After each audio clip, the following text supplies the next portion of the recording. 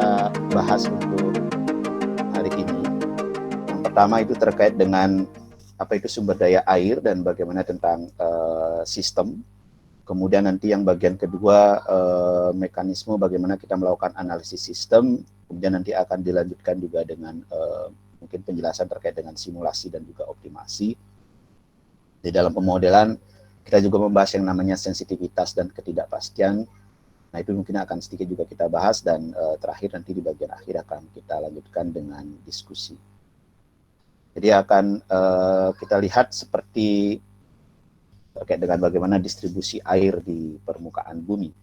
Jadi kalau misalkan kita lihat secara keseluruhan dari total air yang ada di permukaan bumi itu ada dua bagian umum yang bisa kita lihat. Yang pertama itu adalah air yang terdapat di lautan, gitu ya, atau artinya yang dalam kondisi yang mungkin tidak bisa langsung dikonsumsi, gitu ya. Kemudian ada yang disebut dengan fresh water, ya, yang fresh water itu kalau dilihat dari kontribusinya atau apa namanya sebarannya itu hanya 3% dari total jumlah air yang ada di permukaan bumi.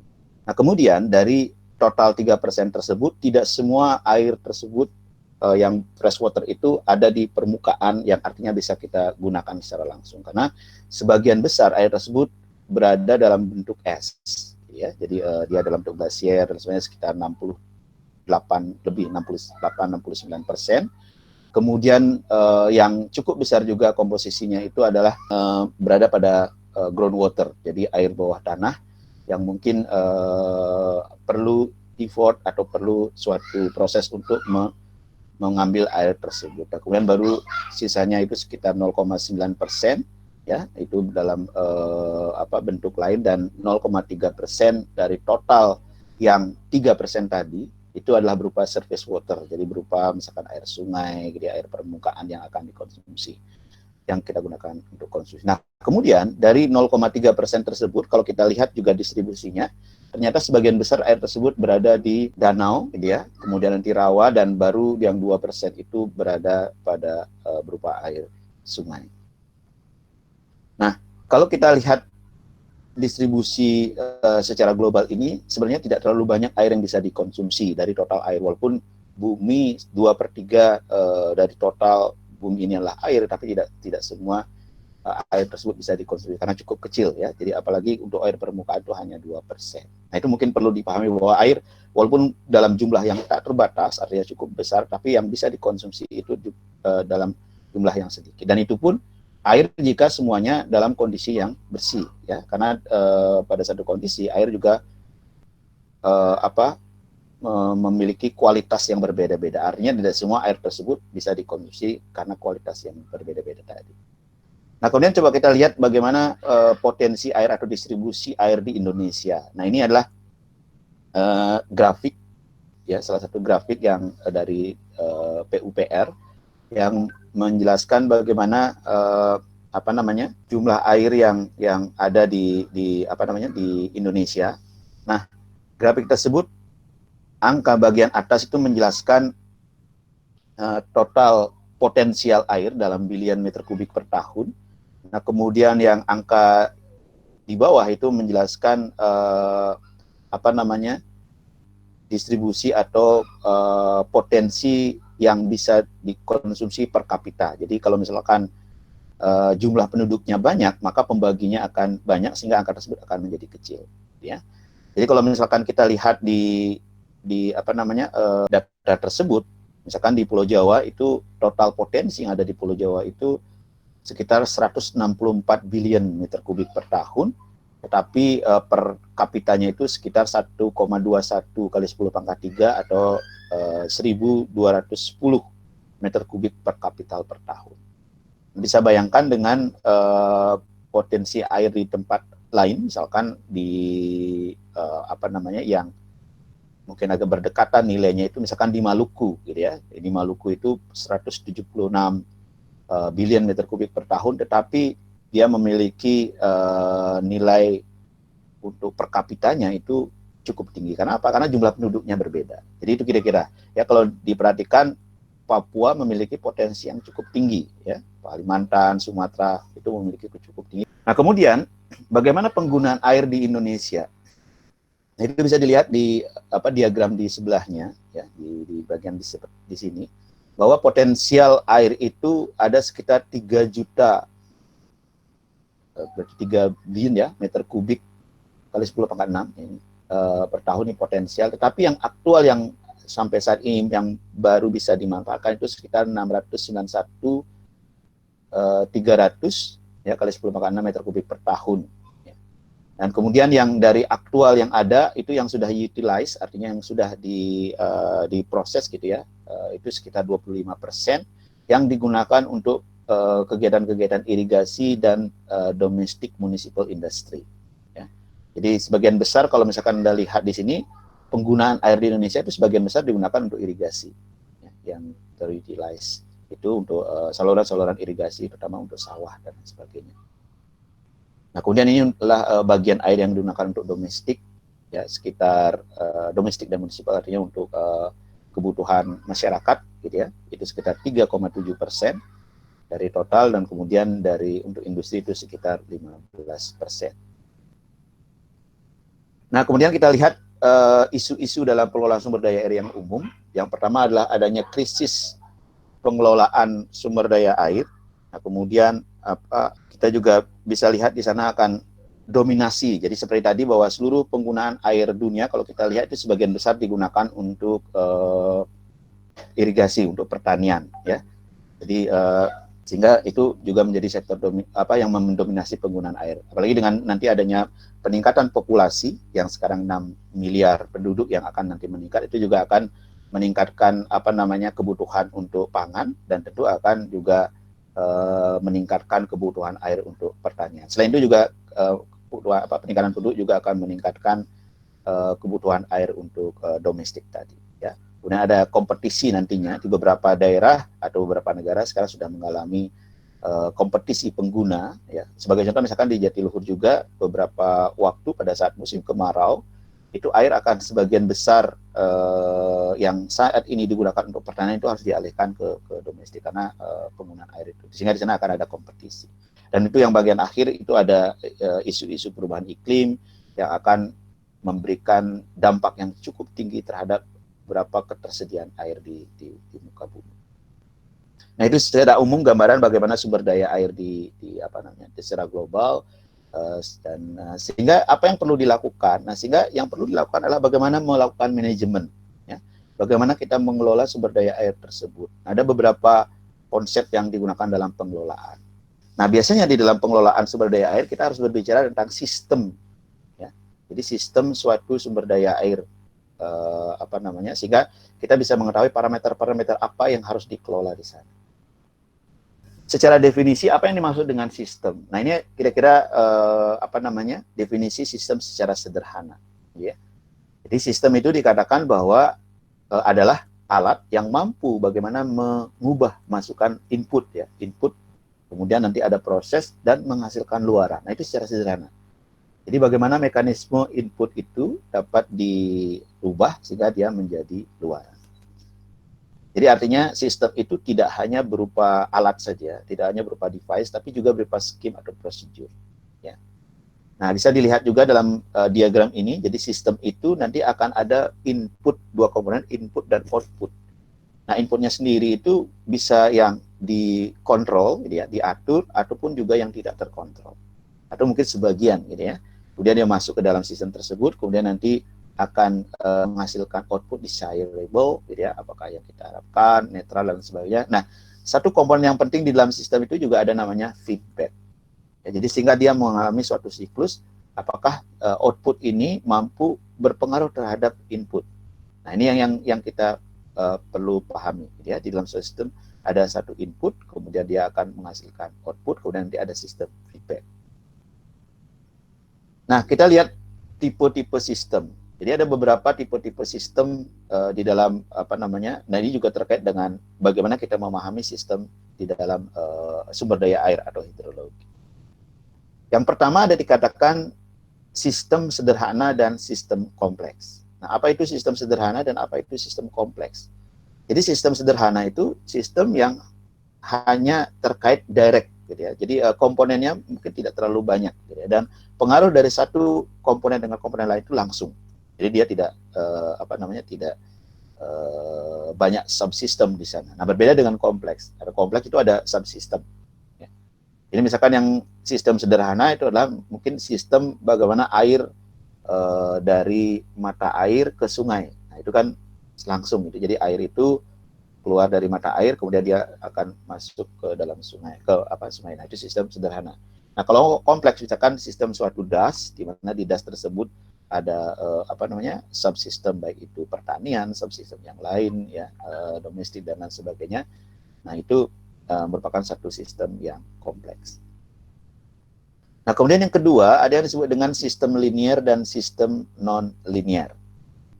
Nah, apa yang dimaksud dengan sistem linear? Jadi sistem linear itu adalah jika perubahan yang diberikan pada input itu memberikan perubahan yang relatif sama pada output. Ya. Jadi kalau misalkan input dirubah 3%, maka output juga akan berubah 3%. Nah, itu yang disebut dengan sistem linear. Kalau non-linear, nah itu berbeda perubahannya antara perubahan yang diberikan pada input itu akan berbeda dengan perubahan yang diberikan pada output. Nah, contoh sistem linear itu misalkan kita melakukan estimasi di dalam hidrologi itu adalah ada disebut dengan unit hidrologi. Ya, mungkin sudah disampaikan ya terkait dengan unit hidrologi, di mana unit hidrologi adalah bagaimana kita mengkonversi ekses dari presipitasi atau curah hujan untuk menjadi hidrogram. Gitu ya. Jadi 1 mm dari curah hujan, ekses curah hujan tadi, itu akan dikonversi menjadi hidrogram. Nah, hidrogram itu, unit hidrogram itu yang merupakan identitas dari dari suatu das atau watershed gitu ya. Maka perubahan 1 mm itu akan memberikan perubahan yang sama gitu ya. Jadi karena dia tidak terpengaruh dari proses-proses yang lain, dia sudah dalam bentuk suatu sistem yang linear. Nah, tetapi curah hujan itu adalah unit hidrogram. Tapi curah hujan dengan runoff itu non-linear. Karena apa? Curah hujan yang diberikan misalkan 50 mm dan 100 mm tidak berarti runoff-nya juga 2 kali lipat. Nah, itu berbeda. Karena apa? Karena di dalam proses subdas tadi atau proses hidrologi tadi, tidak semua curah hujan itu akan berkontribusi 100% kepada runoff. Jadi itu adalah salah satu contoh. Kemudian yang ketiga disebut dengan sistem time varian dan time invariant. Jadi kalau misalkan invariant, berarti dia tidak terpengaruh waktu. Ya. Artinya berapapun input yang diberikan, misalkan sebagai contoh saya memiliki fungsi y sama dengan ax, ya, y sama dengan ax. Maka berapapun x yang diberikan pada waktu sekarang itu juga akan sama hasilnya pada waktu yang akan datang. Ya, jadi karena dia tidak ada pengaruh waktu. Nah, beda dengan time variant. Nah, ini yang juga perlu diperhatikan. Karena apa? Umumnya, kalibrasi yang kita lakukan dalam suatu model, itu kita berasumsi bahwa sistem itu invariant. Karena apa? Karena kita mengasumsikan bagaimana proses-proses yang terjadi di masa lampau sampai dengan sekarang, dengan memberikan parameter-parameter berupa proses dalam proses kalibrasi, itu akan memberikan hasil yang sama di masa yang akan datang. Itu juga mungkin dapat menjadi satu pertimbangan ya, apakah sistem yang kita berikan itu merupakan sistem yang time variant atau tidak. Nah, berbeda dengan model-model iklim, misalnya Global Climate Model GCM. GCM itu time variant ya.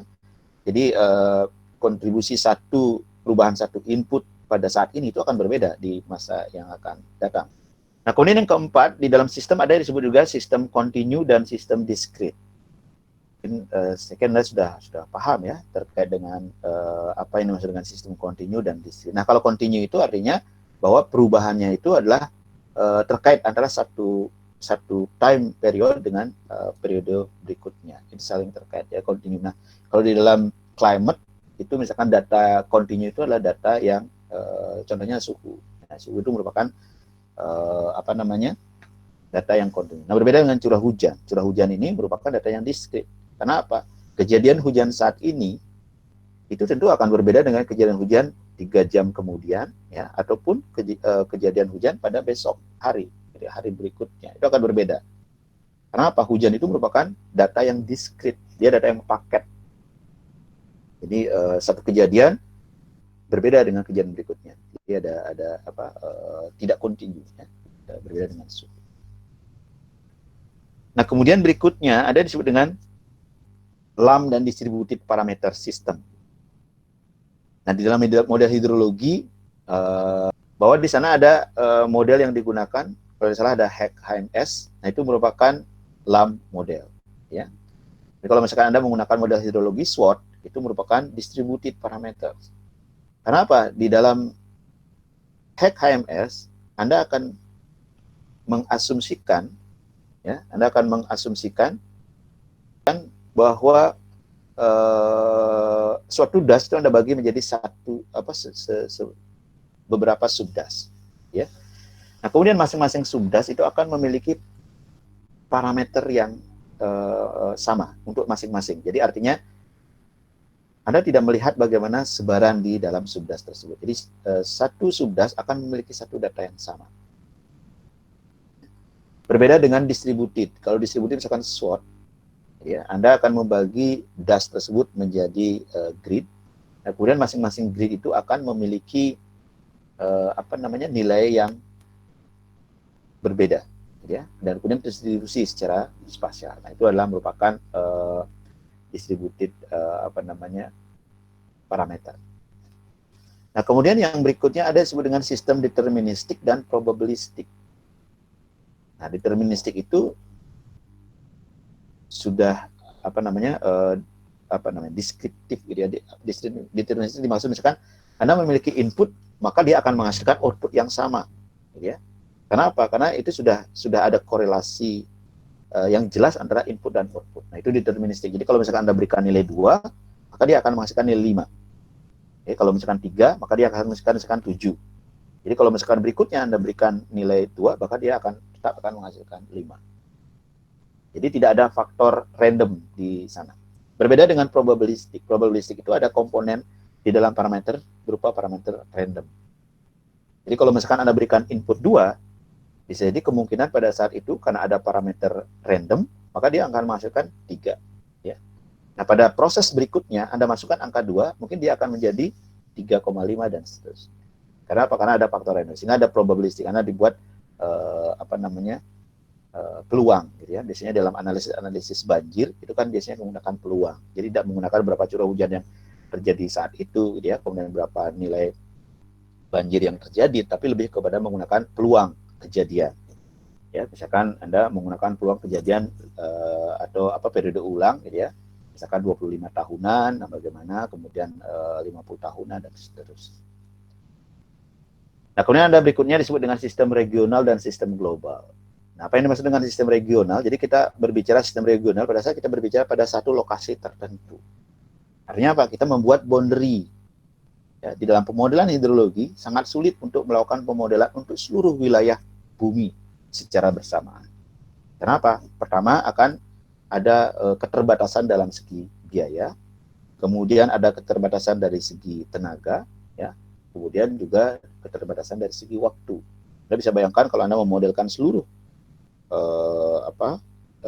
model hidrologi detail untuk seluruh permukaan bumi secara bersamaan, maka dia akan memerlukan waktu yang lama, kemudian memerlukan komputasi yang cukup tinggi, gitu ya, dan memerlukan tenaga yang cukup resource yang cukup besar. Ya. Nah, maka kalau misalkan model-model global itu umumnya dia akan memiliki resolusi yang cukup rendah. Ya. Sedangkan model-model regional ataupun lokal itu biasanya resolusi yang dihasilkan cukup tinggi. Ya, jadi saling terkait, ya. Jadi kalau regional mungkin secara lokasi dia spesifik, ya, termasuk juga lokal, tapi dia akan menghasilkan resolusi yang cukup tinggi. Nah, berbeda kalau misalnya global mungkin dia akan bisa memodelkan secara keseluruhan, tapi resolusi yang dihasilkan itu tidak terlalu tidak terlalu baik, gitu ya. Dia cukup kasar. Nah, di dalam hidrologi, seperti judul mata kuliah ini, itu kita melakukan analisis sistem. Jadi, mengapa kita melakukan analisis sistem dan bagaimana analisis sistem itu dilakukan. Jadi kalau diperhatikan, analisis sistem itu lebih kepada bagaimana kita menggabungkan atau memformulasi dari sistem. Ya. dan subsistem secara keseluruhan sehingga dia membentuk suatu sistem secara utuh gitu ya.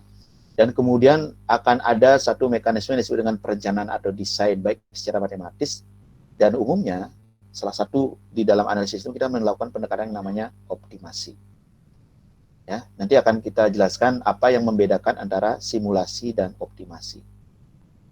Nah, kemudian di dalam analisis sistem, pada saat kita mendapatkan output, maka ada dua mekanisme pengambilan keputusan, ada disebut dengan deskriptif, dan yang kedua ada disebut dengan preskriptif. Nah, bedanya pada saat deskriptif, itu Anda menjelaskan bagaimana peristiwa yang terjadi existing condition saat ini, ya, mendeskripsikan kondisi dari masa lampau sampai dengan saat ini.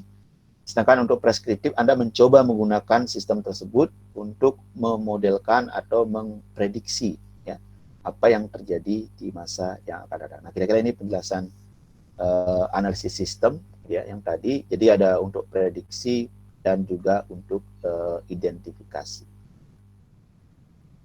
Jadi kalau prediksi di sana dikatakan bahwa analisis sistem digunakan untuk memprediksi dampak berdasarkan penyebab yang diketahui.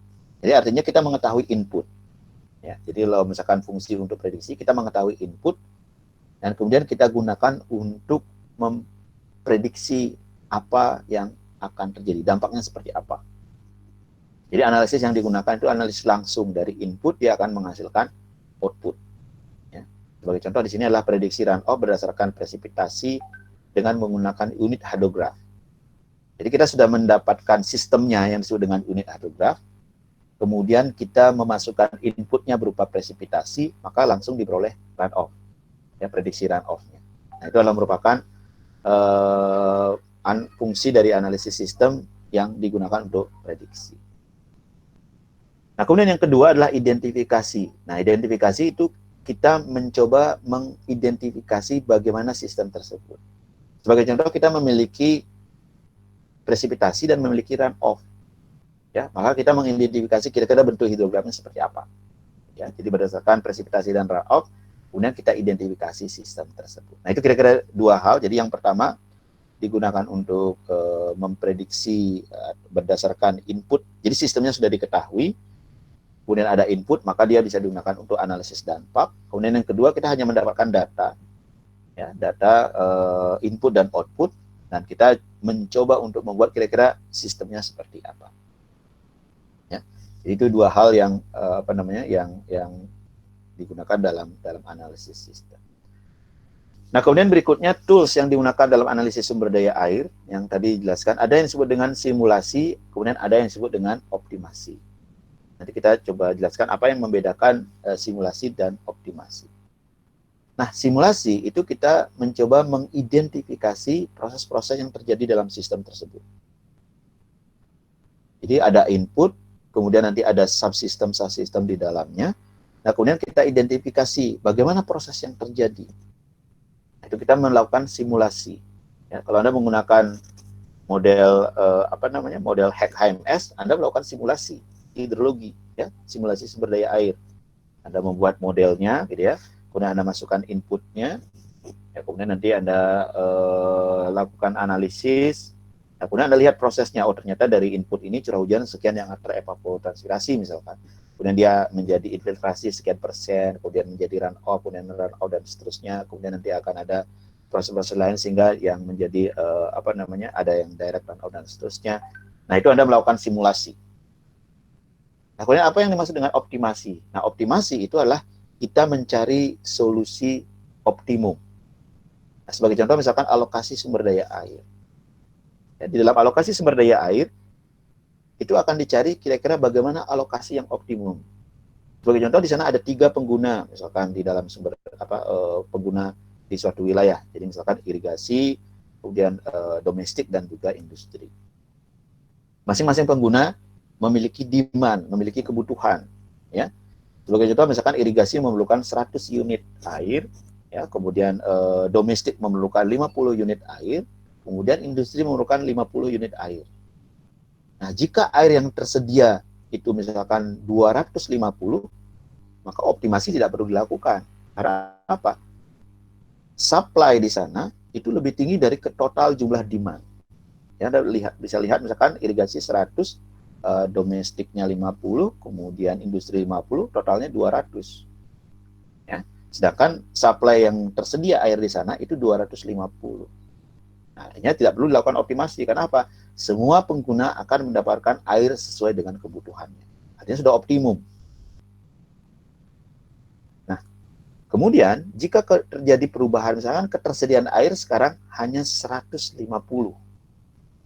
Sedangkan penggunanya itu memerlukan secara total adalah 200 unit. Nah, bagaimana kita mengalokasikan? Apakah 100 diberikan kepada irigasi, kemudian 50 itu dibagi 25 untuk industri, 25 untuk domestik, atau 100 diberikan untuk domestik dan industri, ya, jadi artinya industri mendapat 50 sesuai dengan demand-nya, domestik mendapatkan 50, ya, kemudian pertanian dikurang menjadi 50. Jadi mana yang akan diberikan? Bagaimana proses alokasi yang dilakukan? Ya, jadi akan ada beberapa opsi. Nah, maka itu diperlukanlah namanya optimasi. Jadi akan mencari solusi yang terbaik. Nah, di dalam optimasi ada satu komponen yang disebut dengan fungsi tujuan, objective function. Tujuannya apa? Nah, itu yang perlu diperhatikan. Kalau tujuannya adalah untuk memberikan, memaksimumkan atau meminimalkan gap antara kebutuhan dan air yang diperoleh, maka fungsi tujuannya adalah minimize dari gap, ya, minimize dari demand dan air yang diperoleh. Tapi kalau misalkan fungsi tujuannya adalah untuk memaksimalkan benefit, maka harus dihitung berapa benefit yang diberikan oleh masing-masing pengguna tadi, berapa per meter kubik air, misalkan berapa benefit yang diberikan irigasi untuk per meter kubik air yang dialokasikan, berapa benefit yang diberikan oleh domestik dan juga industri per meter kubik air yang dialokasikan. Nah, itu harus kita hitung. Nanti ada beberapa pendekatan yang digunakan untuk menganalisis tersebut. Nah, ini akan kita bahas juga nanti di 2 pertemuan terakhir, ya, 2 pertemuan lagi dari pertemuan hari ini yang disebut dengan linear programming dan juga non-linear programming, dynamic programming. Jadi kita menggunakan pendekatan ini untuk melakukan optimasi. Nah, kalau misalkan kita lihat ini adalah satu sistem water resources system, ya, yang di dalamnya ada sub-subsystem, ya, baik itu berupa sistem ekologi, gitu ya, kemudian ada sistem environment, lingkungan, kemudian di situ juga ada subsistem sosial dan juga ekonomi. Nah, misalkan Anda sebagai planner dan juga manajer tentu akan berusaha bagaimana mengoptimalkan dari water resource system ini berdasarkan sub-subsystem yang ada di sana. Dia akan membuat suatu pengambilan keputusan tentang bagaimana pengelolaan sumber daya di wilayah tersebut. Maka yang Anda lakukan adalah Anda melakukan atau membuat namanya desain, ya, membuat namanya operating policy, ya, kemudian membuat manajemen, ya, membuat tools bagaimana melakukan manajemen tersebut. Nah, ini Anda lakukan. Nah, tentu pada saat Anda melakukan desain, menentukan desain, itu akan ada banyak desain yang ada di sana. Tidak mungkin ada satu desain, gitu ya. Nah, tentu ada 1, 2, 3, ya, kemudian operating policy-nya juga akan ada. Ada opsi-opsi manajemen yang bisa dilakukan pada sistem sumber daya air ini. Di satu sisi ada constraint, ada faktor pembatas, ya, seperti tadi yang yang bagian kedua yang dibahas, bahwa air merupakan constraint. Karena apa? Karena jumlah air yang tersedia itu terbatas, sedangkan nanti penggunanya melebihi dari jumlah air yang tersedia. Jadi ada constraint di sana. Kemudian yang kedua, misalkan dalam sumber daya air juga misalkan distribusi, gitu ya. Jadi pada saat Anda mendistribusikan air dari satu tempat ke tempat lain itu juga ada constraint. Ya, karena apa? Karena saluran misalkan irigasi itu memiliki kapasitas tertentu. Jadi tidak mungkin Anda kebutuhannya 100 misalkan untuk irigasi, saya berikan 100 secara langsung itu. Itu tidak bisa juga dilakukan. Kenapa? Bisa jadi kapasitasnya hanya 50. Nah, sehingga apa? Sehingga Anda perlu, saya berikan 50 dulu, kemudian berikan 50. Jadi Anda perlu pikirkan, perlu identifikasi apa constraint-constraint yang ada di dalam sistem tersebut. Nah, dengan memperhatikan, di sini ada beberapa opsi-opsi manajemen, gitu ya, opsi-opsi desain dan lain sebagainya, kemudian di sana ada constraint. Yang Anda perlukan adalah bagaimana sih decision variable-nya, apa yang akan Anda putuskan. Nah, disinilah pentingnya simulasi dan optimasi.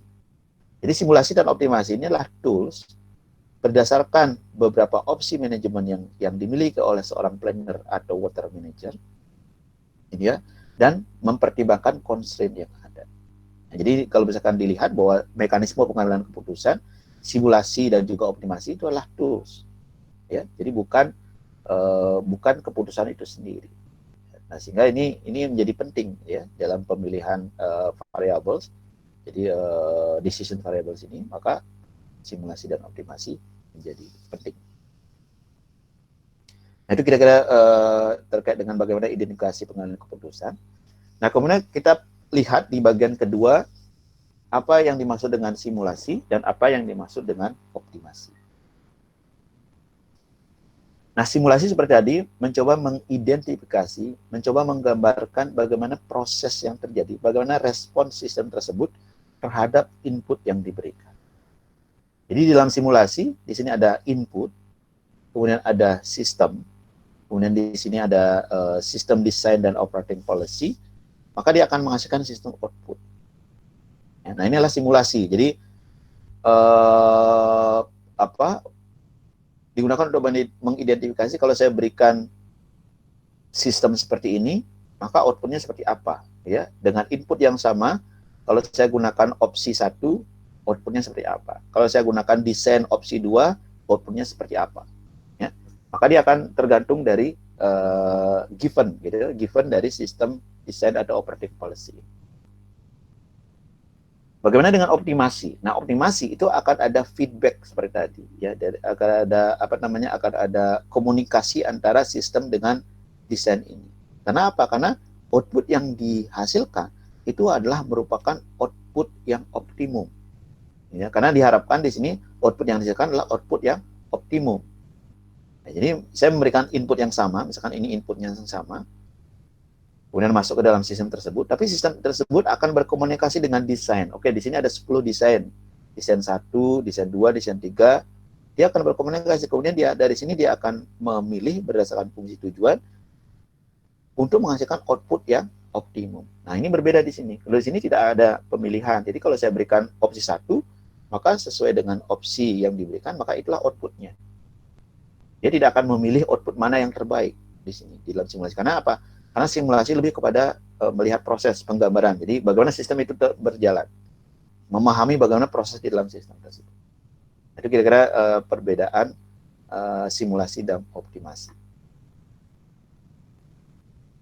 Nah, di dalam pemilihan decision variable juga berbeda. Ya, di dalam simulasi itu umumnya kita menjalankan trial and error. Jadi alternatif decision atau kemungkinan opsi keputusan itu dijalankan, dicoba, kemudian nanti oke, ini kurang baik, kemudian dicoba lagi yang lain. Terus itu dilakukan. Jadi trial dan error. Jadi tidak ada proses pemilihan di sana, ya. Nah, di dalam optimasi pemilihan akan memilih decision variable yang optimum sesuai dengan fungsi tujuan, dan juga tadi dikatakan ada namanya faktor pembatas. Ya.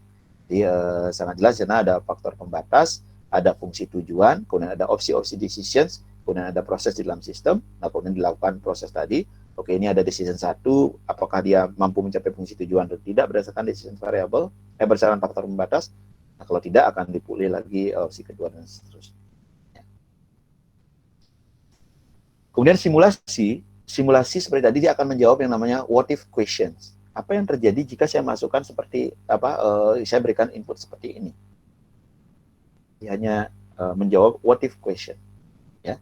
Dia tidak mengoptimize, ya, tidak mengoptimize.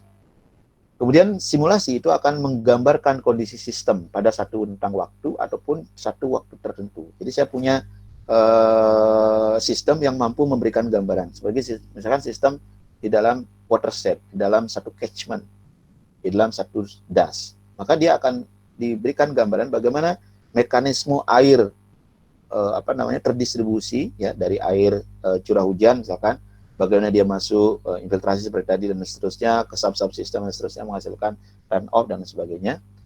Nah, itu digambarkan di sana secara jelas, ya. Jadi ini simulasi itu baik digunakan untuk meningkatkan pemahaman terhadap suatu sistem. Nah, simulasi jika digunakan untuk memilih tadi, kira-kira decision variable mana yang terbaik, maka kita harus mencoba dari trial and error. Kita coba ini apakah baik atau tidak, kita bandingkan dengan sebelumnya, coba lagi apakah baik atau tidak, dibandingkan dan seterusnya. Jadi akan dilakukan sistem coba-coba tadi, trial and error ya, untuk mendapatkan kira-kira variabel mana atau decision variable mana yang menjadi pilihan dari keputusan tersebut. Artinya apa? Artinya jika jumlah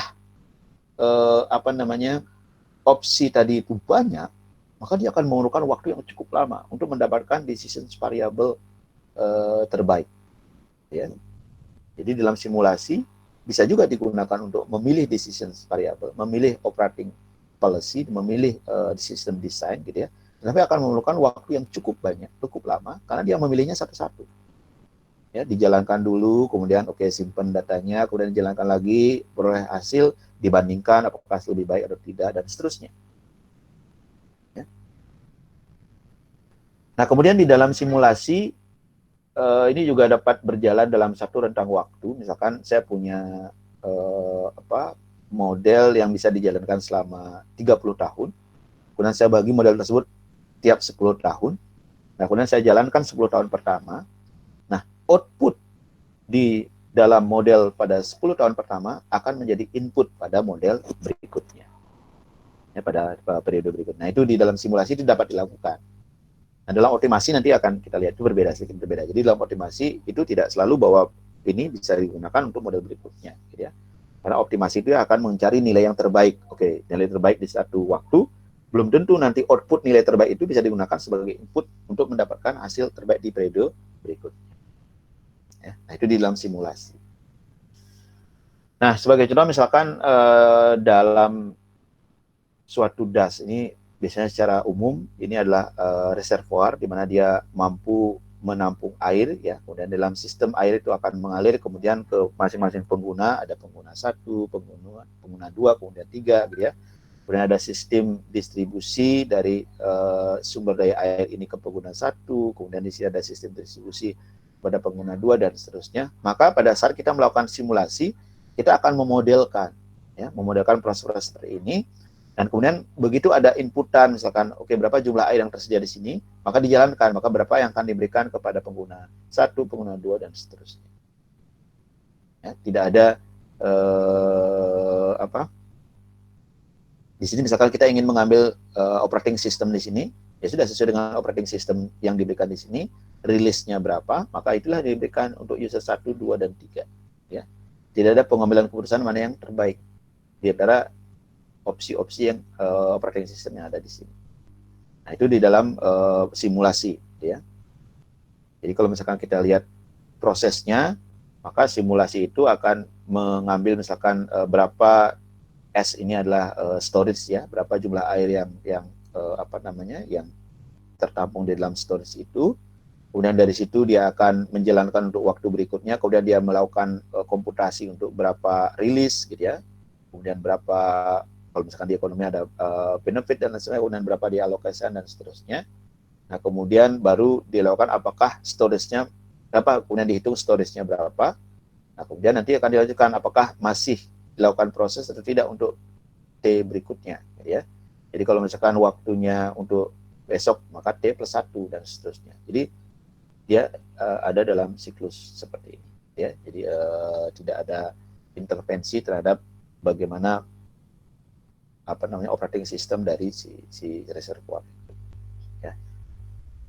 Nah kemudian optimasi, nah ini berbeda ya. Kalau misalnya tadi simulasi kita mencoba mensimulasi memberikan gambaran bagaimana proses yang terjadi di dalam sistem tersebut. Nah di dalam optimasi itu dilakukan umumnya untuk pengambilan keputusan. Ya, karena di sana memiliki fungsi tujuan, kemudian memiliki fungsi matematis dari variabel-variabel itu, variabel keputusan. Dan terakhir adalah adanya faktor pembatas. Jadi bentuk umumnya kira-kira seperti ini. Ya, biasanya ini adalah fungsi tujuan. Fx ini adalah fungsi tujuan. Kemudian GJX ini adalah merupakan faktor pembatas. Gitu ya. Maka dia memiliki fungsi tujuan, memiliki faktor pembatas. Nah, kemudian masing-masing faktor pembatas itu kan ada fungsi-fungsi matematis. Jadi di sini decision variabelnya X. Ya. Jadi berapa adakah nilai X sehingga dia Fx ini menjadi maksimum, ya. Ini akan kita lihat bagaimana kondisi sebagai contoh real, misalkan bagaimana kita ingin sebagai contoh yang tadi, yang alokasi air, berapa air yang dialokasikan untuk masing-masing pengguna untuk mendapatkan benefit yang maksimum. Jadi di sini akan maximize benefit, inilah fungsi benefit. Nah, kemudian subjek seperti ini, misalkan saluran irigasi itu tidak boleh lebih dari nilai tertentu, gitu ya. Nah, di sini disebut 0, kan biasanya kalau saluran irigasi di minus maksimum saluran, gitu ya, maka kurang dari sama dengan 0. Ya. Kemudian masing-masing memiliki kapasitas operasional, misalkan, oke, industri dia hanya memiliki kapasitas operasional sekian meter kubik, ya, jadi dia tidak bisa menampung atau tidak bisa diberikan lebih dari itu. Tadi menjadi faktor batas. Ya. Jadi di dalam optimasi ada 3 syarat. Pertama, harus memiliki yang namanya fungsi tujuan. Kemudian yang kedua, harus memiliki faktor pembatas. Kemudian baru yang ketiga, harus memiliki yang namanya fungsi matematis untuk menjelaskan bagaimana korelasi antar parameter decisions dengan fungsi tujuan tadi. Baik, sebagai contoh misalkan saya punya fungsi seperti ini. Ini yang merupakan fungsi tujuan tadi yang disebut dengan objective function, gitu ya, fx. Kemudian ini adalah decision variable, ya, nilai x. Jadi nilai x ini bisa x1, x2, x3, x4, x5, ya. Ini adalah merupakan decision variable. Nah, kemudian di situ ada juga disebut dengan constraint, faktor pembatas. Jadi faktor pembatas di sini adalah A sampai dengan B. Jadi minimum A, maksimum B. Kemudian inilah x adalah merupakan decision variable. Nah, kemudian dari sini kita akan lihat ada beberapa istilah, ya, yang bisa digunakan untuk mengidentifikasi lokasi-lokasi di dalam grafik ini. Yang pertama ada yang disebut dengan lokal minimum. Ya, lokal minimum. Jadi sebagai contoh di sini adalah fx1. Jadi fx1 ini adalah merupakan lokal maksimum. fx1 ini merupakan lokal maksimum untuk constraint atau dari A sampai dengan X2. Ini adalah kondisi lokal. Jadi ini adalah global, gitu ya. Dari A sampai B inilah global untuk sistem tersebut.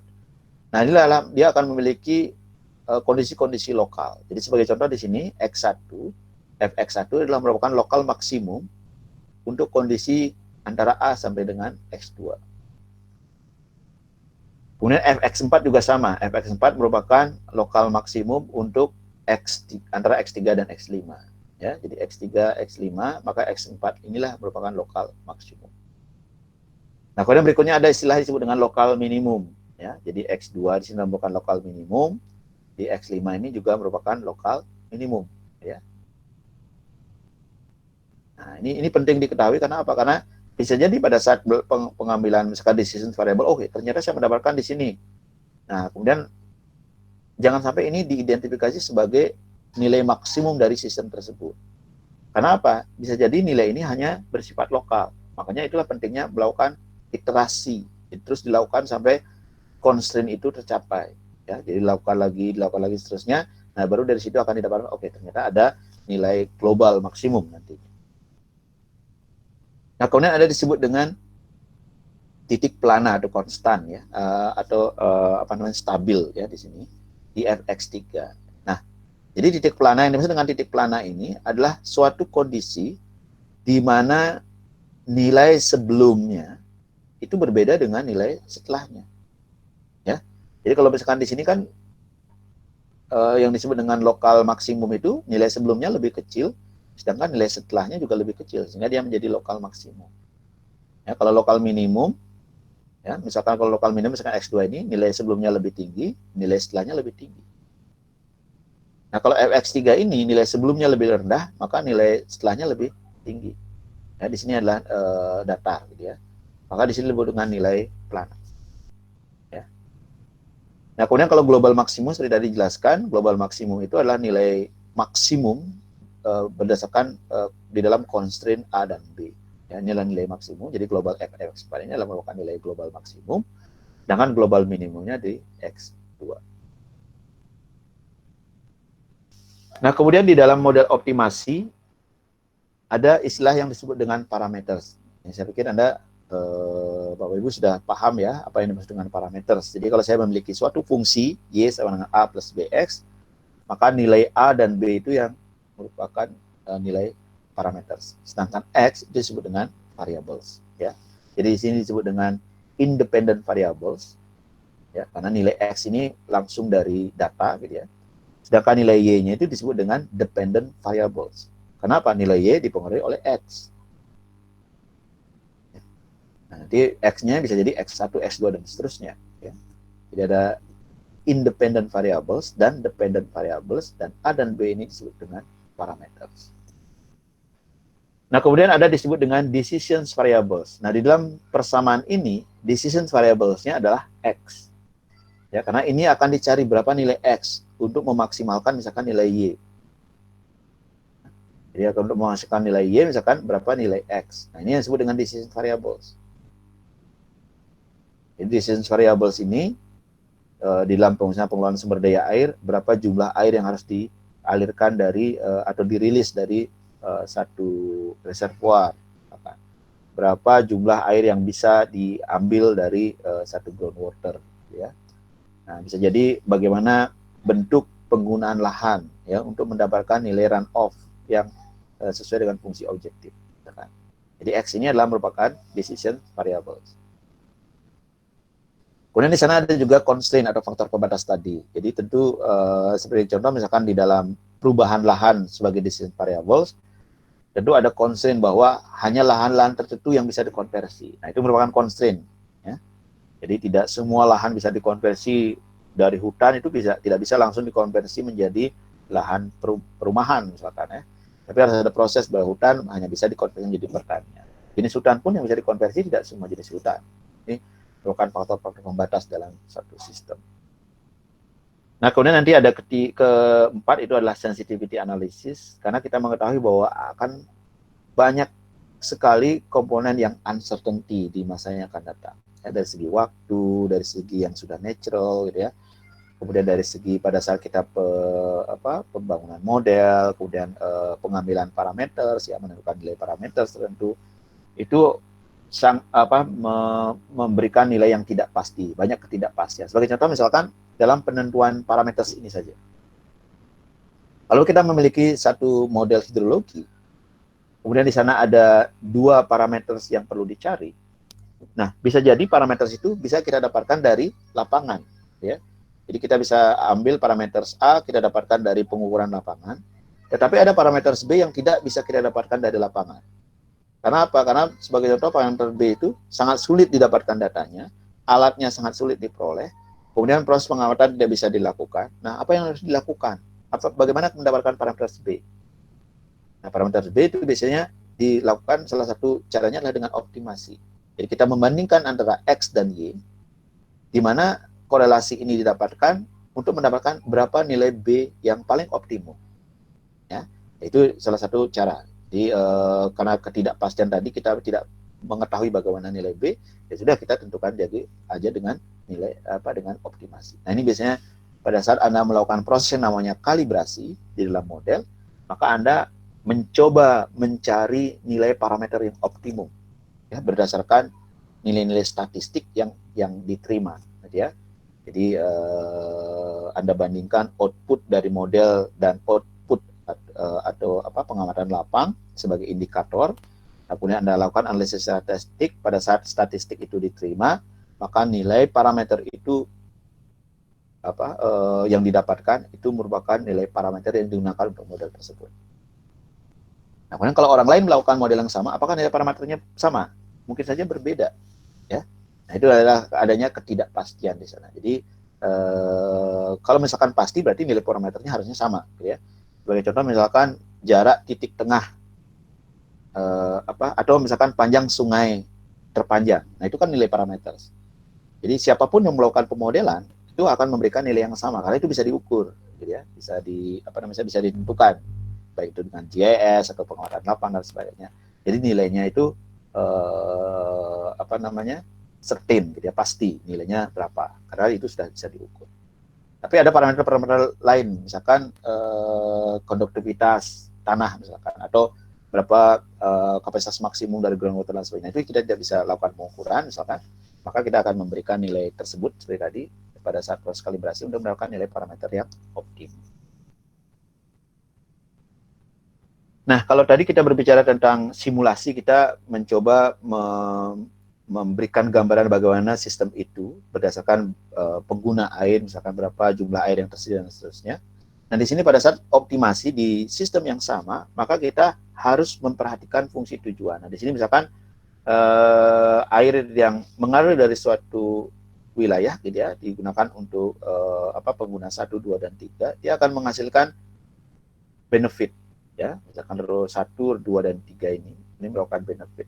Nah, kemudian berapa jumlah air yang X1, X2, X3 ini yang merupakan decision variable ya, berapa jumlah air yang dialokasikan untuk pengguna 1, berapa air yang dialokasikan untuk pengguna 2, dan berapa air yang dialokasikan untuk pengguna 3, ini yang merupakan decision variable. Nah, nanti pada saat melakukan optimasi, kita harus menghitung misalkan benefit total yang yang dapatkan itu adalah jumlah dari benefit pengguna 1, benefit pengguna 2, dan benefit pengguna 3. Ya. Nah, kemudian dari benefit itu berapa yang harus dialokasikan. Ya. Nanti ada faktor pembatas. Sebagai contoh faktor pembatas, harus ada air yang menjadi environmental flow. Sungai itu tidak boleh kering, gitu ya. Maka di sini ada faktor pembatas bahwa air itu tidak boleh, jadi environmental flow itu tidak boleh kurang dari nilai tertentu. Ya, nanti ada faktor pembatas. Kemudian nanti juga jumlah air yang mengalir di sini ada faktor pembatas ya, dan lain sebagainya. Nah, itu jadi di dalam optimasi itu kira-kira proses yang dilakukan. Nah, kemudian di dalam optimasi misalkan tadi umumnya optimasi itu bisa dilakukan jika benefit yang dimiliki oleh masing-masing pengguna itu memiliki bentuk yang konkav. Ya, konkav itu bentuknya grafiknya ada nilai maksimum ya pada nilai tertentu. Nah, inilah konkav. Jadi konkav benefit. Nah, ini baru bisa dilakukan optimasi. Kenapa? Karena pada saat diberikan X1 bintang ini merupakan decision variable, maka dia akan memberikan nilai benefit yang maksimum. Ya. Ini juga sama X2 bintang ini. Jadi X2 ini kan decision variable, tapi X2 bintang ini merupakan optimum decision variable untuk pengguna 2. X3 merupakan optimum decision variable untuk pengguna 3. Ya. Jadi ini merupakan benefit dari masing-masing, dan kemudian dari benefit ini akan diberikan kira-kira berapa X1, X2, X3 ya, yang menjadi decision variable. Nah, di dalam langkah optimasi seperti tadi pertama pasti akan menentukan fungsi tujuan. Nah, ini yang mungkin akan menjadi nanti di dalam praktikum itu akan kita bahas ya. Bagaimana kita menentukan suatu fungsi tujuan berdasarkan decision variable yang ada. Nah, kemudian yang kedua kita menentukan faktor pembatas. Nah, seperti contoh yang ini, maka faktor pembatas kita harus menentukan bagaimana kapasitas salurannya, bagaimana kapasitas produksi, bagaimana storage yang ada, bagaimana environmental flow dan sebagainya. Jadi langkah-langkah ini harus dilakukan. Ya. Jadi kalau Anda sebagai water manager nantinya, misalkan pada saat ingin membuat suatu sistem, menganalisis suatu sistem, jadi bukan membuat suatu sistem, karena sistemnya sudah ada ya. Artinya melakukan analisis terhadap suatu sistem, kemudian yang Anda lakukan adalah melakukan optimasi, maka Anda harus melakukan identifikasi terhadap faktor-faktor pembatas. Jangan sampai decision variable yang diambil pada saat diimplementasikan itu ternyata tidak memenuhi faktor pembatas tadi. Jadi kebutuhannya melebihi faktor pembatas. Nah, itu berarti kan tidak dianalisis sebelumnya adanya faktor-faktor pembatas tersebut. Nah, kemudian baru ketiga, setelah kita dapatkan bagaimana fungsi tujuan, bagaimana faktor pembatas, kemudian menyusun model-model matematis ya untuk mengkorelasikan antara decision variable dengan benefit functions ini, sehingga dia akan didapatkanlah fungsi atau model optimasi tadi. Nah, saya pikir itu terkait dengan simulasi dan optimasi. Mudah-mudahan bisa dipahami. Ya. Kalau misalnya masih kurang jelas, bisa kita lanjutkan dengan diskusi. Nah, kemudian dua bagian akhir itu ada disebut dengan ketidakpastian dan juga sensitivitas dari model. Nah, mengapa model itu dikatakan memiliki ketidakpastian, uncertainty? Jadi, apa yang dimaksud dengan ketidakpastian? Jadi, ketidakpastian itu bisa didefinisikan sebagai suatu kondisi yang tidak bisa diprediksi secara pasti bagaimana nilainya di masa yang akan datang. Ya, jadi kita tidak bisa memprediksi secara pasti. Atau bisa juga dikatakan kondisi yang memiliki nilai peluang kejadian. Ya, seperti curah hujan. Curah hujan itu sebenarnya kan memiliki ketidakpastian, uncertainty yang cukup tinggi. Kita tidak bisa memprediksi berapa curah hujan yang jatuh atau yang akan terjadi besok, atau misalkan minggu depan, atau mungkin bulan. Itu karena apa? Ketidakpastiannya sangat tinggi. Semakin jauh prediksi yang kita lakukan, maka ketidakpastiannya juga akan semakin tinggi. Maka yang bisa dilakukan, kalau misalkan lihat dari mungkin BMKG gitu, yang dirilis itulah peluang kejadian. Ya. Jadi mungkin hujan lebat sekian kemungkinan, mungkin 40% akan menjadi hujan lebat. Ya. Kemudian sekian akan sekian. Jadi diberikan definisi hujan lebat, ringan, dan seterusnya. Nanti hujan lebat itu adalah rentangnya dari sekian sampai sekian. Ya. Jadi bukan nilai berapa curah hujan yang terjadi, tapi diberikan nilai peluang. Nah, ketidakpastian ini akan mempengaruhi bagaimana model itu mensimulasikan atau melakukan prediksi. Jadi kalau semakin tinggi ketidakpastian, maka tingkat kehandalan model juga semakin rendah. Ya, makanya ini perlu diperhatikan. Ketidakpastian tidak bisa dihilangkan. Jadi uncertainty itu Anda tidak bisa menghilangkan uncertainty dari suatu model. Itu pasti ada. Ya. Makanya akan perlu Anda curigai jika ada model yang mampu memprediksi mendekati 100%. Nah, itu perlu dilihat kembali gitu ya, model tersebut. Karena apa? Karena ada ketidakpastian di masa yang akan datang. Nah, apalagi ada yang mengatakan bahwa model ini mampu memprediksi 99% atau kejadian di masa yang akan datang. Nah, itu perlu dilihat karena ketidakpastiannya cukup tinggi. Nah, dari mana ketidakpastian itu muncul? Atau mungkin kita bisa lihat, nah, jadi sebagai gambaran ketidakpastian gitu ya. Jadi ketidakpastian bisa berasal dari input. Ya, inilah ketidakpastian dari input. Seperti tadi, Anda ingin memprediksi banjir. Kemudian Anda sudah menyusun model. Ya. Tetapi kemudian menjadi pertanyaan, apakah akan banjir atau tidak, misalkan 2 hari mendatang. Di sini adalah uncertainty dari input. Nah, curah hujan itu memiliki ketidakpastian juga. Ya, sehingga kalau kita gambarkan seperti ini, nah inilah mungkin rentang kemungkinan yang terjadi atau peluang kemungkinan hujan itu seperti ini. Ya. Nah, kemudian kalau misalkan digabungkan dengan yang disebut dengan sensitivity, ya. Jadi kalau misalkan model itu sensitif, sangat-sangat sensitif, maka outputnya juga akan memiliki rentang peluang kejadian yang cukup tinggi. Ya. Jadi dari nilai minimum dan maksimum dari outputnya itu cukup tinggi. Kalau model tersebut sangat sensitif, memiliki sensitivitas yang cukup tinggi. Tapi kalau model tersebut sensitivitasnya rendah, jadi dengan rentang uncertainty input ini, dia akan mungkin memberikan seperti ini. Jadi rentang peluang kejadian yang terjadi mungkin tidak terlalu besar. Ya. Nah, ini yang perlu diperhatikan. Jadi ada korelasi juga, ada hubungan juga antara uncertainty, ketidakpastian, dan sensitivitas model. Nah, ini kira-kira sumber dari uncertainty. Jadi sumber-sumber ketidakpastian. Yang pertama ada disebut dengan natural, yang sudah bersifat alami. Jadi alam itu penuh dengan ketidakpastian. Nah, itu tidak bisa dihilangkan. Ya, jadi pada saat seperti tadi ada curah hujan, nilai curah hujan itu akan juga memberikan ketidakpastian gitu. Kejadian di masa yang akan datang itu juga memberikan ketidakpastian, ya. Parameter-parameter yang lain juga tidak memberikan ketidakpastian, ya. Jadi itulah secara natural variability, ya. Jadi ada variabilitas atau beragam, nilai beragam terhadap parameter tertentu. Kemudian yang kedua adalah knowledge variability. Jadi knowledge variability ini itu juga akan berpengaruh terhadap output. Ya.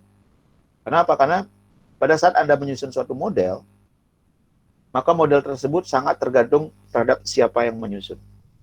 Ya. Nah, siapa yang menyusun ini juga akan dipengaruhi oleh knowledge dari si penyusun model itu.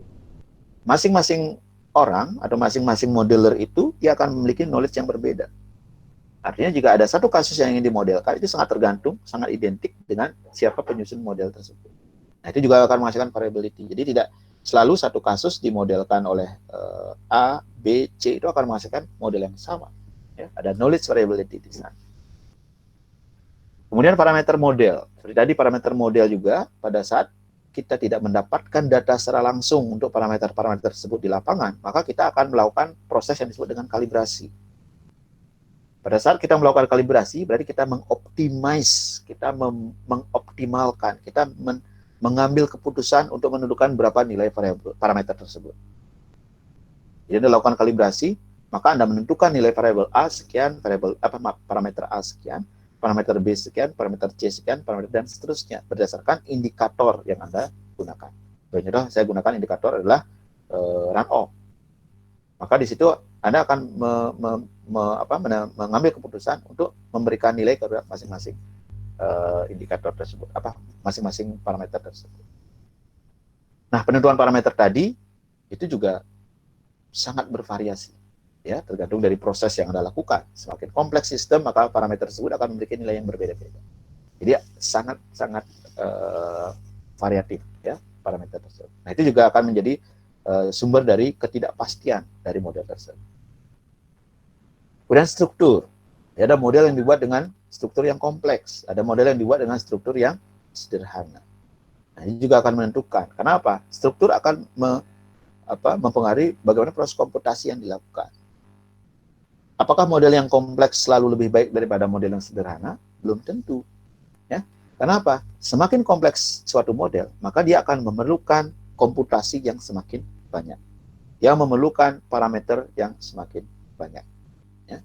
Parameter dan komputasi tadi masing-masing tidak mungkin akan memberikan nilai yang pasti. Kalau Anda perhatikan Y sama dengan AX, itu biasanya ditambahkan dengan error pada saat Anda melakukan proses kalibrasi. Jadi pada saat Anda melakukan kalibrasi, Anda tidak mungkin mendapatkan nilai output model 100% sama persis dengan nilai pengamatan. Tapi Anda menggunakan analisis statistik untuk bisa mengcover dari error yang akan terjadi antara output model dengan output dari hasil pengamatan. Nah, komputasi tersebut, satu komputasi akan menghasilkan error. Error itu akan dibawa hasilnya ke komputasi berikutnya, dan seterusnya. Sehingga apa? Di bagian akhir akan terjadi akumulasi error.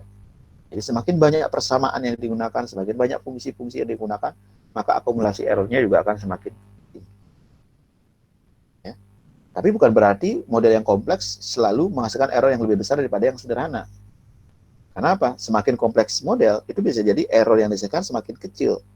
Tapi jumlah error masing-masing persamaan banyak, tapi secara akumulasi dia bisa jadi semakin kecil. Ya. Karena masing-masing bisa diminimalkan misalkan. Dibandingkan dengan model sederhana yang tidak bisa diminimalkan error tersebut. Nah, kemudian baru sumber ketidakpastian yang terakhir adalah pada saat model itu sudah menghasilkan output, nah kemudian output itu digunakan oleh pengambil kebijakan. Nah, ini sangat tergantung dari interpretasi dari masing-masing pengambil kebijakan. Jadi satu model dijalankan menghasilkan output yang sama, pada saat implementasi terhadap kebijakan itu akan berbeda. Karena sangat tergantung dari experience dari si pengambil kebijakan, knowledge dari pengambil kebijakan, gitu ya, tujuan dan lain sebagainya. Jadi sangat tergantung. Ya. Nah, sehingga itulah ketidakpastian. Jadi ada secara alami, kemudian pemahaman atau knowledge, ya, parameter, ya, kemudian struktur dan seterusnya adalah interpretasi. Nah, kemudian ini sensitivitas. Jadi kalau misalkan Anda membedakan apa sensitivitas dan ketidakpastian, nah, sensitivitas itu menjelaskan tentang perubahan relatif yang terjadi pada output pada saat Anda melakukan perubahan pada input. Jadi kalau misalkan inputnya saya rubah 5%, outputnya berapa persen yang berubah. Nah, itu sensitif. Ya. Model-model yang sensitif, karena perubahan sedikit saja pada model tersebut, parameter tersebut, dia akan mempengaruhi output. Nah, itu yang perlu diperhatikan. Jadi, sebagai contoh misalkan ada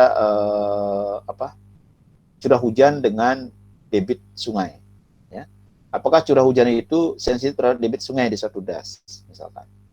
Jadi kalau misalkan dia sangat sensitif, sungai tersebut sebagian besar sumber airnya berasal dari curah hujan. Tapi kalau dia sungai tersebut tidak sensitif, berarti sungai tersebut sumber airnya kebanyakan dari mata air, gitu ya. Jadi pada saat terjadi perubahan curah hujan, dia tidak akan merubah debit sungai yang cukup tinggi. Artinya apa? Artinya sungai-sungai yang memiliki sensitivitas yang tinggi itu biasanya sangat mudah untuk terjadi banjir gitu ya. Jadi curah hujan meningkat, misalkan dia langsung berkontribusi terhadap sungai dan dia akan meningkatkan debit ya, bisa jadi dia akan terjadi banjir. Nah, kalau ketidakpastian itu lebih kepada deskriptif kemungkinan dan peluang dari output model di masa yang akan datang. Ya. Itu kira-kira kemudian, nah bagaimana analisis yang dilakukan? Nah ini kira-kira masih satu atau dua slide lagi ya. Jadi bagaimana analisis sensitivitas itu dilakukan? Nah secara umum, pendekatan yang umum dilakukan adalah bagaimana kita merubah nilai salah satu parameter dengan menjaga parameter lain itu tetap konstan. Jadi itu yang umumnya dilakukan. Jadi kalau misalkan ingin melihat bagaimana sensitivitas suatu parameter terhadap output, maka kita akan merubah nilai parameter satu parameter, tapi diasumsikan parameter lain adalah konstan. Ya. Itu yang secara sederhana. Jadi ini sebagai contoh, misalkan parameter yang diuji yang mana, kemudian kita tentukan rentang parameternya, nilai maksimum dan minimumnya kita tentukan. Jadi misalkan ada 4 parameter, kita tentukan parameter maksimum dan minimumnya, gitu ya.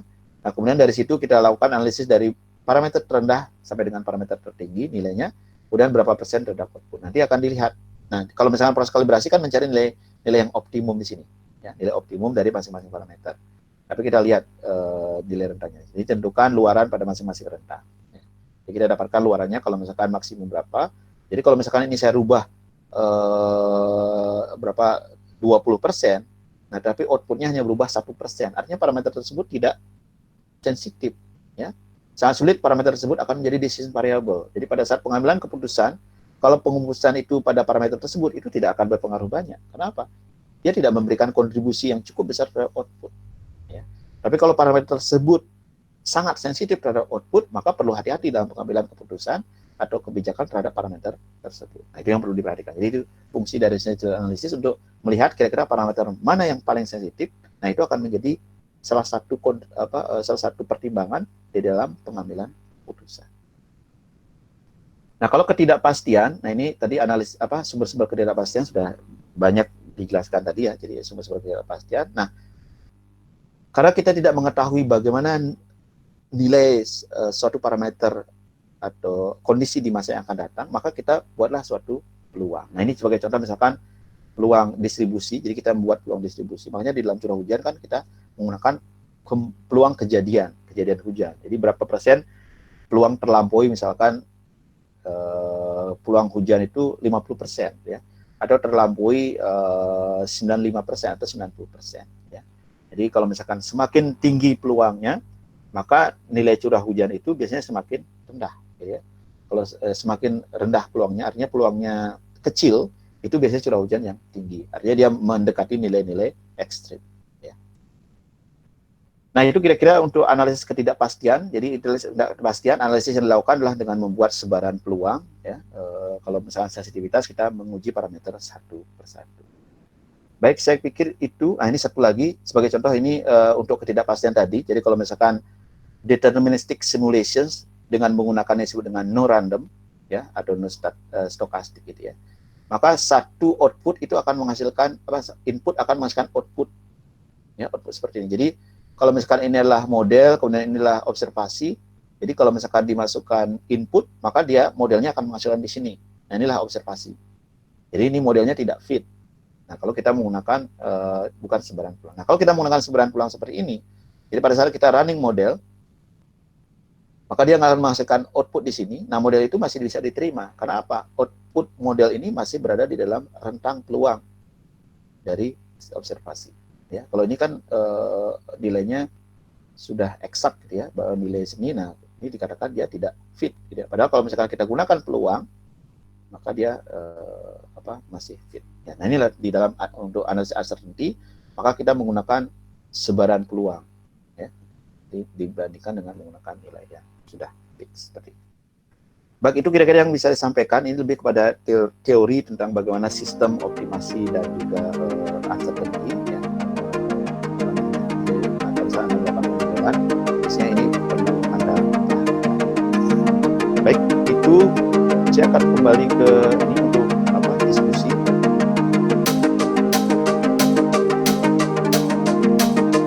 Assalamualaikum warahmatullahi wabarakatuh. wabarakatuh. Saya Amina. Saya tertarik tadi dengan model. Tadi ada beberapa model ya, ada model regional dan model global. Kalau kita memodelkan satu das itu masuknya adalah model regional. Sedangkan untuk memodelkan satu pulau itu termasuk dalam model global. Apakah itu termasuk dalam model global? Untuk model pulau. Iya. Ya, baik. Jadi kalau kita ingin memodelkan suatu pulau, apakah termasuk kategori model global? Itu ya pertanyaannya. Iya, model global atau regional, dan itu menggabungkan beberapa model seperti HKMS atau hanya cukup menggunakan satu jenis program atau tools, Pak. Terima kasih. Baik. Jadi kalau misalkan untuk memodelkan satu pulau, pertama harus dilihat dulu tujuannya. Jadi kalau misalkan untuk tujuannya untuk melakukan analisis terhadap jumlah air yang ada di suatu wilayah, ya misalkan pada pulau tertentu, itu umumnya menggunakan analisis neraca air. Kenapa? Karena secara dalam rentang waktu yang cukup lama, itu biasanya karena ada siklus hidrologi di sana, perubahan yang terjadi antar waktu itu tidak terlalu besar, gitu ya. Jadi kalau kita melakukan analisis rataan selama beberapa tahun, gitu ya, maka perubahan yang terjadi untuk masing-masing itu tidak akan terlalu besar. Tapi kalau misalkan Anda ingin melakukan analisis terhadap banjir, maka nilai waktu itu akan cukup tinggi variasinya. Ya. Jadi kalau misalkan tadi pertanyaannya, apakah itu termasuk model global, apakah betul.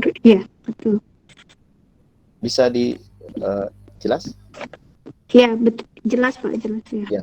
Jadi kalau misalkan ingin memodelkan apakah itu menggunakan satu aplikasi, maka bisa juga. Jadi kalau misalkan aplikasi untuk satu pulau itu bisa juga menggunakan model neraca air, ya, model neraca air. Jadi sudah banyak tools atau model neraca air yang digunakan. Nah, apakah itu termasuk model global? Bukan. Jadi model global itu lebih kepada model untuk keseluruhan wilayah permukaan bumi. Ya, itu disebut dengan model global. Nah, kalau hanya pulau itu sudah termasuk lokal sebenarnya. Kalau regional itu pada satu kontinen, ya, itu termasuk model-model regional. Ya. Tapi kalau misalkan itu, ya. Jadi model lokal, kalau satu pulau itu mungkin bisa digunakan model-model neraca air. Kalau ingin dilihat bagaimana distribusi ketersediaan air di suatu wilayah, gitu ya. Kemudian bagaimana nanti pengguna gitu harus diidentifikasi. Nah, kira-kira perlu satu proses yang namanya identifikasi dari model. Baik, terima kasih banyak. Iya, Pak. Alfi. Iya, Pak. Tadi yang di slide Bapak yang terkait ada X1, X2 sampai dengan X5, yang tadi ada lokal minimum, lokal maksimum, global. Nah, itu kan ada nilai A dan B ya Pak sebagai pembatas. Ya, constraint. Nah, yang menentukan A dan B itu constraint dari, kalau contoh tadi Bapak misalnya ada 100 unit air yang dimiliki, apakah itu A dan B-nya atau yang lain gitu Pak untuk menentukan A dan B tadi? Ya, baik. Jadi pertama itu adalah contoh untuk yang single variable, ya. Jadi hanya variabelnya decision variable itu hanya satu misalkan. Nah, misalkan sebagai contoh ada satu sistem yang ingin menentukan berapa jumlah air yang dialirkan ke saluran irigasi, ya. Jadi kan artinya X-nya itu adalah jumlah air yang dialirkan di saluran irigasi, ya.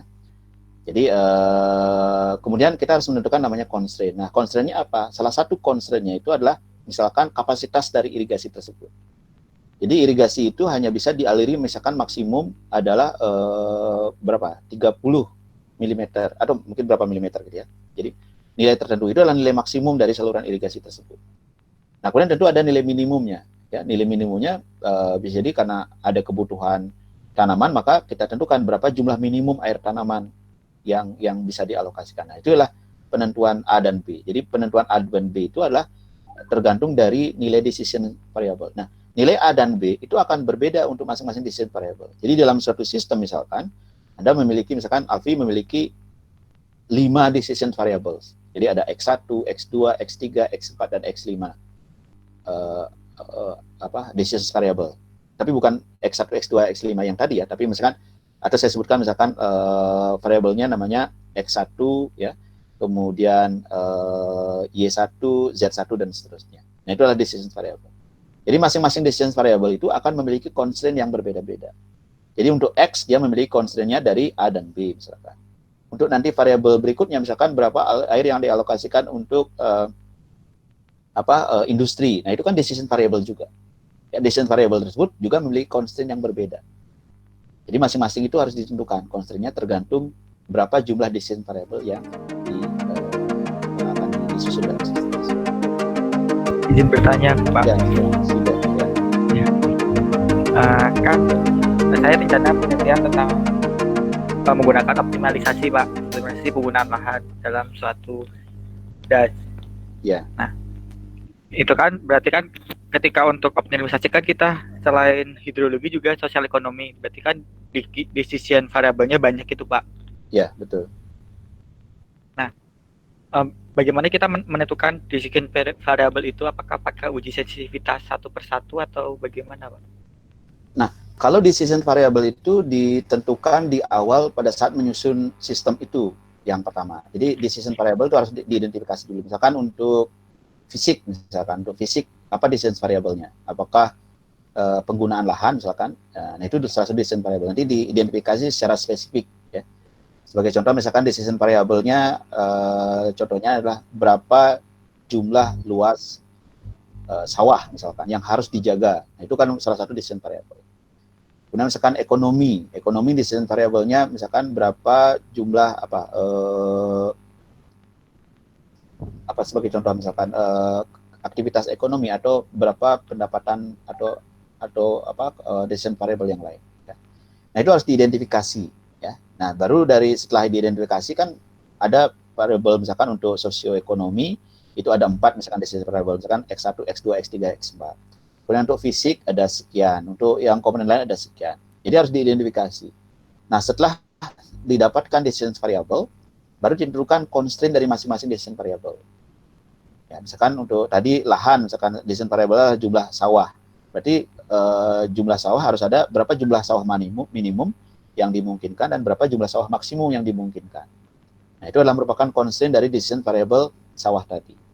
Nah, kemudian setelah mendapatkan constraint, setelah mendapatkan decision variable, baru menyusun yang namanya formula. Jadi masing-masing decision variable itu harus dihubungkan dengan fungsi tujuan. Nah, di awal kan pasti menentukan fungsi tujuan kan. Apa yang mau dioptimasi? Apakah benefit? Mungkin kalau misalkan saya tanyakan yang akan dioptimasi apa? Yang akan dioptimasi di model sistem tersebut? Luasan lahan plus benefitnya, Pak. Jadi bagaimana KRA atau perbandingan debit maksimum minimumnya itu optimal, tapi juga produktivitas tanamannya juga optimal gitu. Ada 2 yang harus. Produktivitas dan KRA, kriteria hidrologi das. Oke, berarti kan harus dibuat persamaan ya. Yes. Jadi misalkan Y sama dengan fungsi dari lahan tadi ya dan KRA tadi. Ya, itu harus dibuat persamaan, harus ada persamaan. Nanti kan dimaksimalkan itu. Nah, kemudian dari fungsi-fungsi tadi itu kan harus terkait juga dengan decision variable-nya. Itu harus ada persamaan di sana. Ya, harus ada persamaannya, harus disusun itu. Ya. Nah, kemudian persamaan itu yang nanti akan sebenarnya jadi persamaan itu masing-masing ya nanti akan subject to gitu ya kalau misalkan di dalam optimasi itu terhadap konsep itu. Ya, Pak Idam, silakan.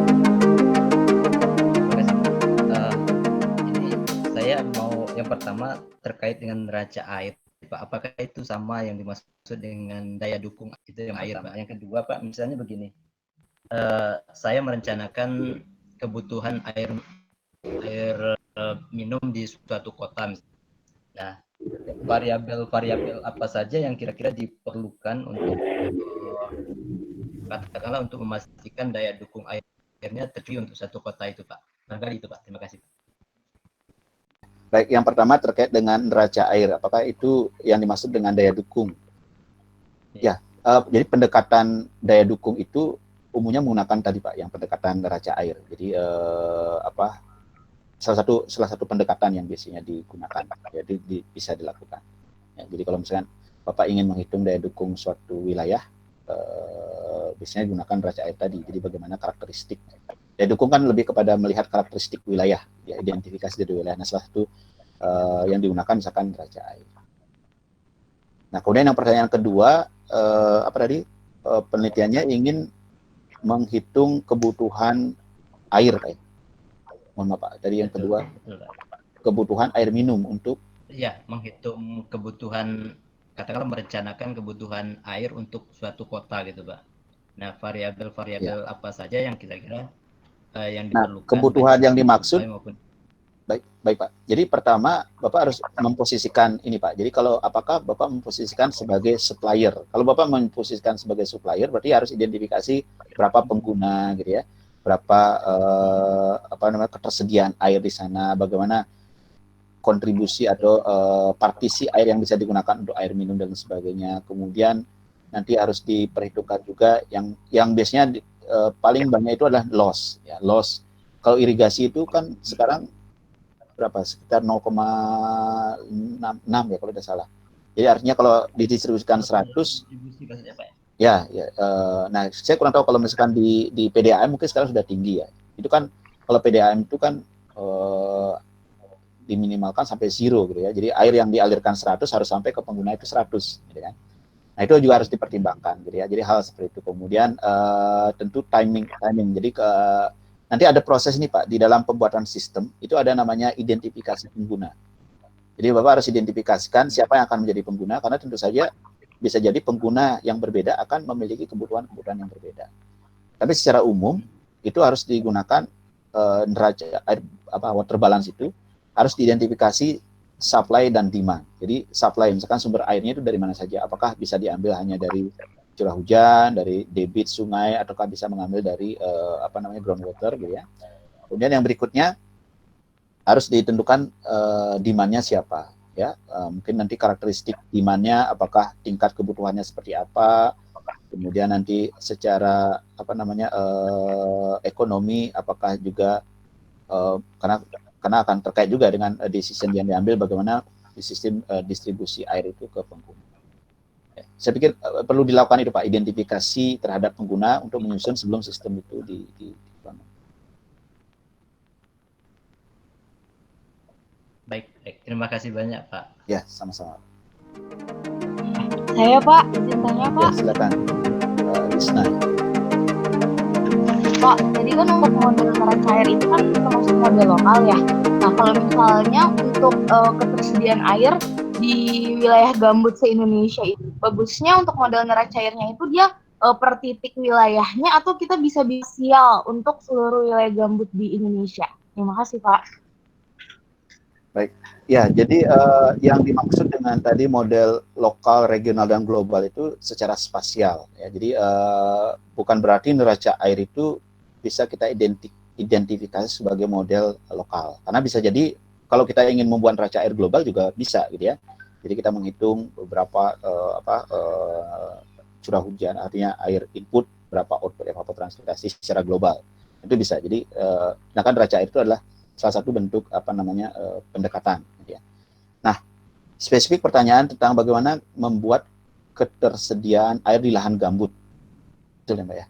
Jadi kalau ketersediaan air di lahan gambut, pertama harus identifikasi wilayahnya, ya, wilayahnya, karena misalkan untuk neraca air itu kan model statik ya. Jadi kalau nanti time-nya kita kecilkan, nah, mungkin dia akan jadi dinamis tergantung dari waktu, gitu ya. Tapi secara umum dia model statik, artinya kita membuat misalkan neraca air tahunan untuk lahan gambut. Berarti kita harus identifikasi wilayahnya, ya. Dan kita harus identifikasi inputnya seperti apa. Kemudian kalau misalkan dalam jangka waktu yang lama, artinya saya ingin membuat tahunan, berarti kita tidak melihat bagaimana proses-proses yang terjadi di dalam permukaan gitu ya. Yang kita perlukan adalah berapa air yang evapotranspirasi yang terjadi di sana, berapa presipitasi, Ya, kemudian nanti bisa dihitung karakteristiknya berapa delta S, artinya berapa storage atau air yang masih tersimpan di dalam permukaan. Itu kalau jangka panjang.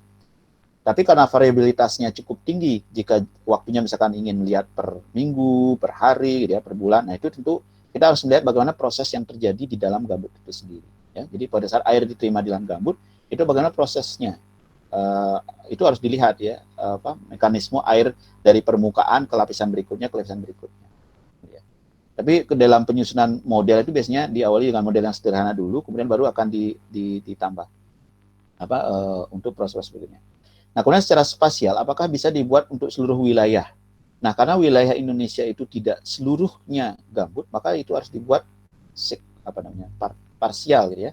Jadi masing-masing akan memiliki neraca air yang berbeda, ya. Karena karakteristik gambut di satu wilayah akan berbeda, mungkin karakteristiknya dengan wilayah lain. Nah, seperti tadi misalkan pulau, ya, neraca air yang saya disampaikan di slide awal itu kan nilai neraca air untuk masing-masing pulau itu berbeda, ya, karena karakteristiknya berbeda, ya. Itu pulau dalam skala pulau. Kalau misalkan saya turunkan dalam skala provinsi, itu juga akan berbeda, ya, berapa curah hujan di sana. Kemudian semakin lokal suatu kondisi, maka tentu semakin detail yang ingin kita jelaskan. Ya, jadi bukan berarti kita membuat neraca air yang satu pulau, kemudian untuk membuat neraca air untuk provinsi cukup dibagi per provinsi. Nah, itu tidak bisa juga dilakukan. Ya, karena semakin lokal suatu wilayah, maka kita akan asumsinya kita akan mendapatkan nilai yang lebih detail untuk spesifik wilayah itu. Nah, sedangkan lokal itu kan lebih kepada agregasi nanti, agregasi.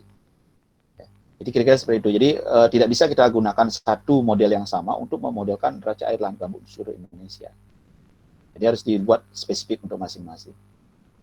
Tetapi kalau hanya ingin memberikan gambaran umum, nah itu bisa dilakukan. Jadi identifikasi lahan gambutnya di mana saja, setelah berlahan gambut, kemudian nanti identifikasi berapa curah hujan di sana, bagaimana proses nanti evapotranspirasi dan sebagainya, baru didapatkan neraca air untuk lahan gambutnya saja. Tapi itu masih global, ya.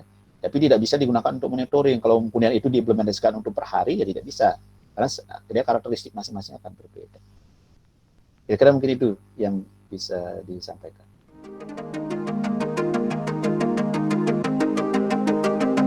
Baik, terima kasih. Jika tidak ada pertanyaan, saya ucapkan terima kasih dan saya akhiri untuk sesi kuliah hari ini. Selamat pagi dan tetap selalu di rumah ya. Sekian, terima kasih, selamat pagi.